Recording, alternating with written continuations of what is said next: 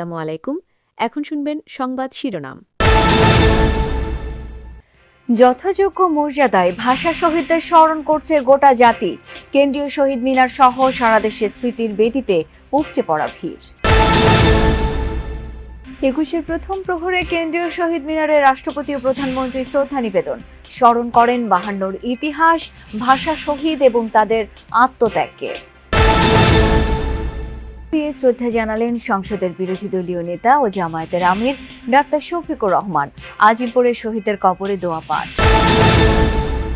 বাংলা ও বাঙালির এক অকৃত্রিম আবেগ ২১শে ফেব্রুয়ারি। রক্তের দামে কেনা বাংলায় কথা বলেন বিশ্বের প্রায় ৩০ কোটি মানুষ। ভাষার মাধুর্যের মায়ায় বন্দী হন ভিনদেশিরাও। এতক্ষণ শুনছিলেন সংবাদ শিরোনাম, এখন শুনবেন বিস্তারিত। মর্যাদা ও ভাব গাম্ভীর্যে পালিত হচ্ছে মহান শহীদ ও আন্তর্জাতিক মাতৃভাষা দিবস। ২১-এর প্রথম প্রহরে ভাষা শহীদদের প্রতি শ্রদ্ধা জানিয়েছেন রাষ্ট্রপতি মোহাম্মদ শাহাবুদ্দিন এবং প্রধানমন্ত্রী তারেক রহমান। পুষ্পস্তবক অর্পণের পাশাপাশি দোয়া ও মোনাজাতে ৫২ থেকে ২৪-এর শহীদদের প্রতি শ্রদ্ধা জানান সরকারের ঊর্ধ্বতন ব্যক্তিরা। মন্ত্রীরা জানান, এবারের ২১ মুক্ত ২১। ২১-এর চেতনাকে ধারণ করে গণতন্ত্র ও বৈষম্যহীন বাংলাদেশ গড়ার নতুন শপথ নেন রাজনীতিকরা।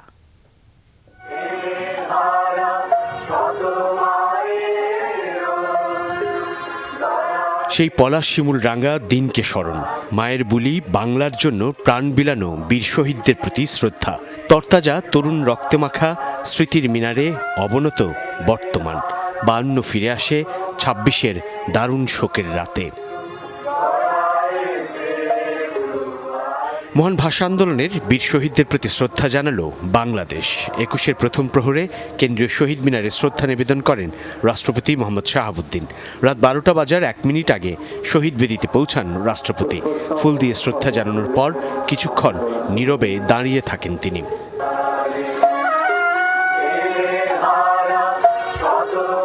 এরপর শহীদ বেদিতে পুষ্পস্তবক অর্পণের মধ্য দিয়ে ভাষা শহীদদের প্রতি শ্রদ্ধা জানান প্রধানমন্ত্রী তারেক রহমান। কিছুক্ষণ নীরবে দাঁড়িয়ে শোকে স্মরণ করেন সেই বীর শহীদদের। শহীদদের আত্মার মাগফিরাত কামনা করে দোয়া করা হয়। পরে মন্ত্রিপরিষদের সদস্যদের নিয়ে শ্রদ্ধা জানান প্রধানমন্ত্রী তারেক রহমান। মন্ত্রিসভার সদস্য সহ এই সময় উপস্থিত ছিলেন তারেক রহমানের উপদেষ্টা পরিষদের সদস্যরাও। পরে দলীয় প্রধান হিসেবে নেতাদের সঙ্গে নিয়ে ভাষা শহীদদের প্রতি শ্রদ্ধা জানান বিএনপি চেয়ারম্যান। চূড়ার তলে ২১-এর প্রথম প্রহরে যে অগণন মানুষের ঢল, সেই ঢলও যেন তাই উচ্চারণ করছে। ২১-এর সেই চেতনাকে, নিজের অধিকার রক্ষার ন্যায্যতার সেই চেতনাকে ধারণ করে তারা পথ চলতে চায়।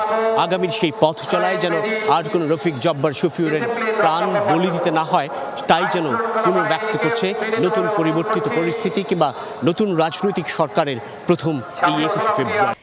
২১-এর সকালে ভাষা শহীদদের প্রতি শ্রদ্ধা জানাতে কেন্দ্রীয় শহীদ মিনারে নেমেছে সাধারণ মানুষের ঢল। দলে দলে বিভিন্ন সংগঠন পুষ্পস্তবক হাতে যাচ্ছে কেন্দ্রীয় শহীদ মিনারে। অন্যান্যদের হাতেও ফুলের তোড়া বা পতাকা, প্ল্যাকার্ডে ভাষার মর্যাদা রক্ষার আহ্বান।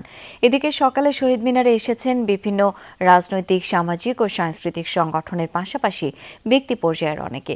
দীর্ঘ আন্দোলন সংগ্রামের পর যে বাংলাদেশ অর্জিত হয়েছে তা নিরাপদ ও সমৃদ্ধ করার শপথ সবার কণ্ঠে।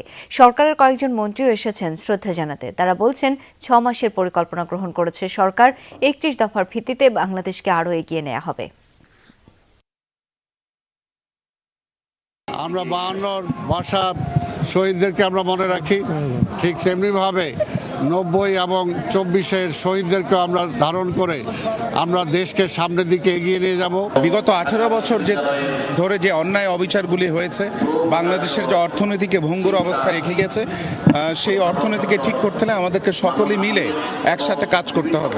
যারা মুক্তিযুদ্ধের দাবিদার ছিল, মুক্তিযুদ্ধকে বিক্রি করেছে, বিক্রি করে দেশকে লুটপাট করেছে, গুম খুন হত্যার রাজ্য বানিয়েছিল। যে বাংলাদেশের মালিকানা প্রতিটি গণতান্ত্রিক বাংলাদেশের যারা নাগরিক রয়েছে তারা তাদের সেই অধিকারটুকু পাবে। ১৯৬৮, ৬৯, ৭১, ১৯৯০ এবং ২০২৪ হয়ে বিভিন্ন সময়ে যারা এদেশের জন্য সর্বোচ্চ আত্মত্যাগ করেছেন তাদের সকলকে বিনম্র চিত্তে আজকে প্রথমবারের মতো কেন্দ্রীয় শহীদ মিনারে ফুল দিয়ে ভাষা শহীদদের প্রতি শ্রদ্ধা জানালেন জামায়াত আমির ও সংসদে বিরোধী দলীয় নেতা ডাক্তার শফিকুর রহমান। উপস্থিত ছিলেন 11 দলীয় জোটের সংসদ সদস্যরাও। এ সময় শহীদদের আত্মার মাগফিরাত কামনা করে দোয়া করা হয়। বিরোধী দলীয় নেতা জানান, রাষ্ট্রীয় আচারের অংশ হিসেবে শহীদদের প্রতি শ্রদ্ধা জানাতে শহীদ মিনারে গিয়েছেন তারা। পরে আজিমপুরে শহীদদের কবরে দোয়া মোনাজাত করেন জামায়াত আমির। বাংলাদেশ জাতীয় সংসদের বিরোধী দলীয় নেতা জামায়াতে ইসলামীর আমির ডাক্তার শফিকুর রহমানের নেতৃত্বে শহীদ বেদিতে পুষ্পস্তবক অর্পণ করেন জাতীয় সংসদের বিরোধী দলের সংসদ সদস্যরা। এ সময় বিরোধী দলীয় নেতা শফিকুর রহমানের সঙ্গে বিরোধী দলীয় চিফ হুইপ নাহিদ ইসলাম, সংসদ সদস্য এটিএম আজহারুল ইসলাম, হাসনাত আবদুল্লাহ, আক্তার হোসেন সহ 11 দলীয় জোটের নেতারা উপস্থিত ছিলেন। জামায়াতে ইসলামীর কোনো আমির এবারই প্রথম শহীদ মিনারের বেদিতে ফুল দিয়েছেন সংসদের বিরোধী দলীয় নেতা হিসেবে। সেখানে তিনি 11 দলীয় জোটের নেতাদের নিয়ে মোনাজাত করেন। পরে জামায়াত আমির গণমাধ্যম কর্মীদের জানান, রাষ্ট্রীয় আচারের অংশ হিসেবে শ্রদ্ধা জানিয়েছেন তারা। এবার রাষ্ট্রীয় আচার হিসাবে এটা আমার দায়িত্ব, বিরোধী দলীয় নেতা হিসেবে এখানে আসতে হবে আমার সঙ্গীদেরকে নিয়ে, তাই আমি এসেছি। পরে জামায়াতের সংসদ সদস্য এবং দলটির শীর্ষ নেতাকর্মীদের নিয়ে আজিমপুর কবরস্থানে ভাষা শহীদদের কবর জিয়ারত করেন জামায়াত আমির। এই তারিখটাই বাংলা আর বাঙালির জন্য অকৃত্রিম আবেগের। রক্তের দামে কেনা বাংলা ভাষায় কথা বলেন বিশ্বের প্রায় 30 কোটি মানুষ। হাজারো ভাষার ভিড়ে বাংলার অবস্থান সপ্তম। যারা প্রবাসে থাকেন তারাও বাংলার জন্য হন আবেগতাড়িত। আবার ভিনদেশিরাও বাংলাদেশে এসে মায়ায় পড়েন এই ভাষার মাধুর্যের। মায়ের মুখের মধুর ভাষা নিয়ে ভাবাবেগের কথা জানাচ্ছেন আহমেদ রেজা, ছবি লুৎফর রহমানের। বরফ আচ্ছাদিত কানাডার আলবার্টা শহর, এখানেই বসবাস দেশ ছেড়ে বিদেশে পাড়ি জমানো মুহতামিম নাইমের। দীর্ঘ প্রবাস জীবনেও তিনি কাটাতে পারেননি বাংলা ভাষার মায়া। একটু সুযোগ মিললেই বলতে চান মাতৃভাষা, আড্ডাটাও দিতে চান ঠিক বাংলায়। কানাডায় বসবাসরত অন্যান্য বাংলাদেশিদের মধ্যেও রয়েছে ভাষার জন্য এমন অতল মায়া। বাংলা আমার কাছে শুধু একটি ভাষা নয়, এটি আমার শেকড়, আমার অনুভূতি এবং আমার আত্মার ঠিকানা। বাংলায় কথা বললেই মনে হয় যেন আমি আবার বাংলাদেশে ফিরে গেছি। সারাদিনের পরে নিজের ভাষায় যদি একটু মারতে না পারি, এটা যে আসলে আমরার ভিতরে কতটা হাহাকার তৈরি করে, আপনারা আসলে বিদেশ না এলে বুঝতে পারতেন না। বাংলার প্রতি নারী ছেঁড়া টান ইউরোপীয় দেশ ফ্রান্স কিংবা দক্ষিণ আফ্রিকাতেও একই রকম। আমার অনেক ভালো লাগছে যে বাংলা ভাষা শিখছি।